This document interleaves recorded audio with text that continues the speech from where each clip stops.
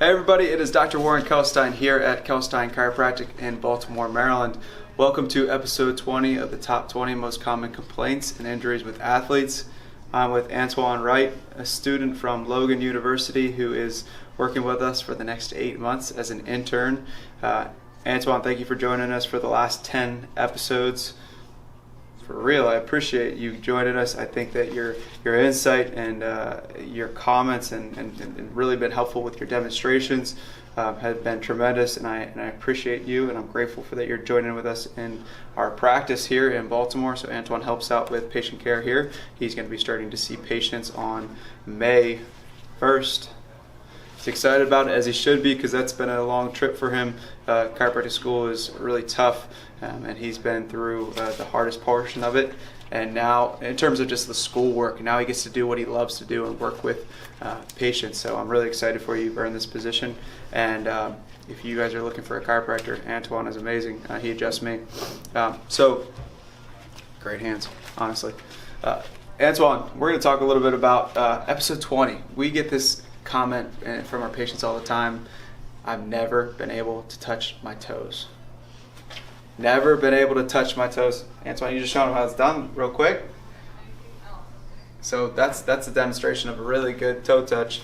And when I hear people say that to me, right, or that I've got tight hamstrings, a couple things come to mind. Okay, yeah, you might have some tension in that area, right? And you should feel good mobility, and it should be equal from side to side, and you should have good range of motion for each individual. Now, if you took a really athletic person that can jump really high, okay, for example, that person actually probably has some tension built up in their hamstring that is designed to allow them to explode and jump high. Okay, so it's about having dynamic control when it comes to any muscle group, and you don't need to be your if you will, your marker for success for having mobility shouldn't be whether you can touch your toes or not. But I will argue that if you follow some of these tips that I'm going to show you, and you're someone that can't currently touch their toes, you might find that these stretches and this mobility routine will allow you to start touching your toes as soon as the first time you do it. First time. Okay? So, foam rolling first. We're going to just talk about just a general foam roll routine. Antoine, grab the foam roller. You're going to go mid-back T-spine. We're going to warm up the mid-back first. Oh, okay. Okay, so you're at home, and if you've been following us on our journey, you've seen me do this foam rolling before, so I'm going to just touch it. So Antoine's going to warm up his mid-back. He's going to foam roll for about a minute in his mid-back and his spine. Okay, after he does about a minute of him foam rolling up and down and loosening up that tissue, getting some mobility to the mid-back and some flexibility to those spinal joints as well to the muscles around the spine, he's going to go ahead and he's going to work his hips next. So go ahead and get onto the hip. Posterior capsule of the hip comes up. You could drape a leg over and roll to that opposite hip if you do that.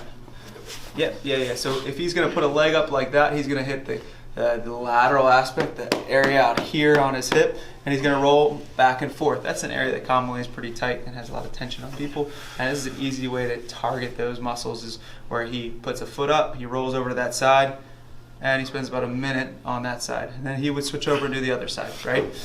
After he does that, he's going to show us how to do the hamstring on the foam roller. Oh, good, and I like that. Now go ahead and take that leg and drape it out here. Good. Now go ahead and lift up and roll back and forth over the back of that hamstring. A little shoulder workout, just foam rolling the hamstrings in general. This is a great way to target the hamstring muscle. There's other ways that I've shown you, I think, in past videos, if my memory serves me right, where I showed you how to foam roll the hamstring. If I didn't, Liam, we can show them over here while Antoine's enjoying that foam rolling.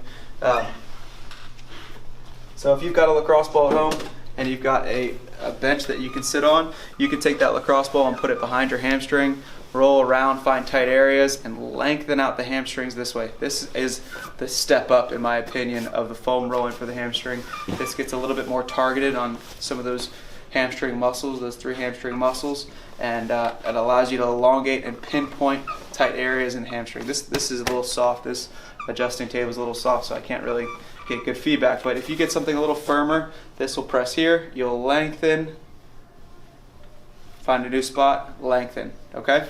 Great way to loosen up the hamstrings. All right, you've warmed up your mid-back, your hips, your hamstrings. You're ready to start our routine of touching your toes, but not just yet. First, we're going to show you banded pull apart. So come on your back all the way for me, Antoine.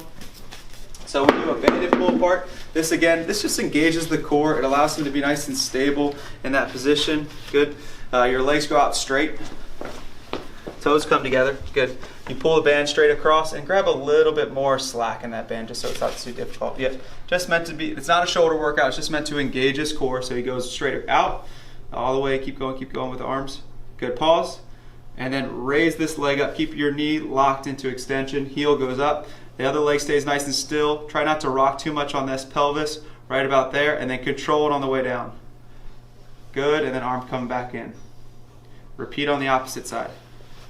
Arms go out first. Good. That's 1, 2. Leg comes up. Oh yeah, Antoine. And come back in. So this is not just about hamstring flexibility in order for him to get higher. It's about good hip control too. That's important. Let's do it again. 10 on each leg. You've got a band, you pull apart, you raise up, you'll feel your muscles in your hip working to pull your leg up, and you've got to allow yourself to lengthen here in order to get higher up. Good job, Antoine. I gave you a little extra push there, didn't I? Oh, yeah. Yeah, just gave you a little bit of push over the edge, give you a little bit of assistance. All right, let me see it on this one last time. So at home, you'd be 10 on each leg. Good flexibility, good control. He's not moving much over here. This is staying still. The other leg is raising up. All right, you're starting to loosen up a little bit, Antoine. I like it. Come on up for me. 1, 2, 3. Ooh, good. Okay, so for our purposes, we're going to show you how we use a board for this. Give me 1 second.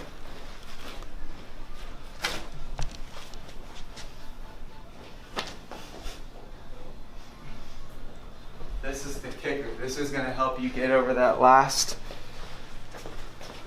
portion of not being able to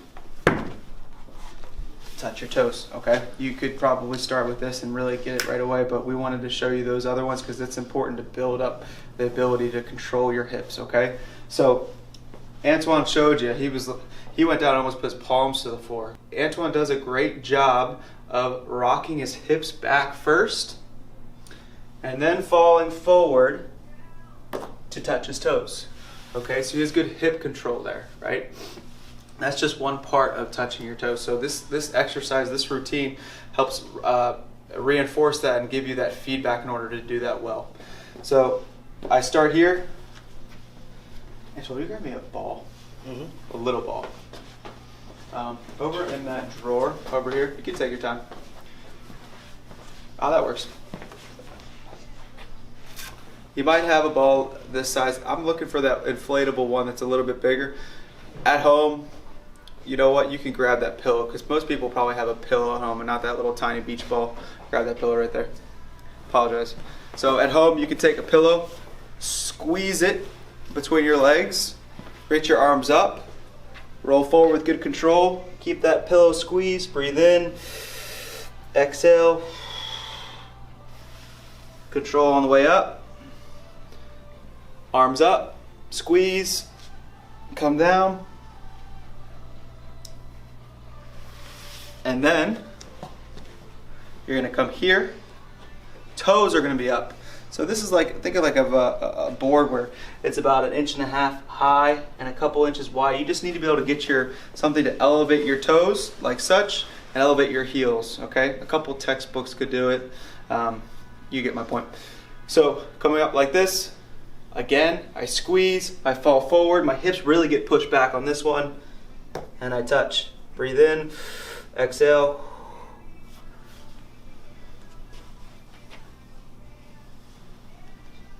Touch. Okay, done 10 on each side, and then I'm gonna go ahead and still have this.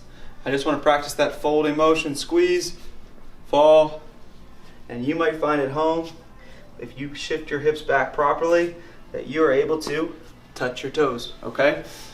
10 reps, and it's more about, again, dynamic mobility of the hips, good control of the hamstrings, and that'll help work on your posterior chain tension or tension in your hamstrings that you're feeling at home, okay? So give that routine a try, right? And then if you stuck around this long and you've been joining us for the last 20, thank you so much. We appreciate you joining us again, and I hope these videos serve you guys well. Antoine needs to get to work with Dr. Jeff and Dr. Dalton. He's got some studying to do, so we got to get him out of here. I appreciate it. Thank you again. Antoine, thank you. No problem, man. My pleasure. Awesome. See you.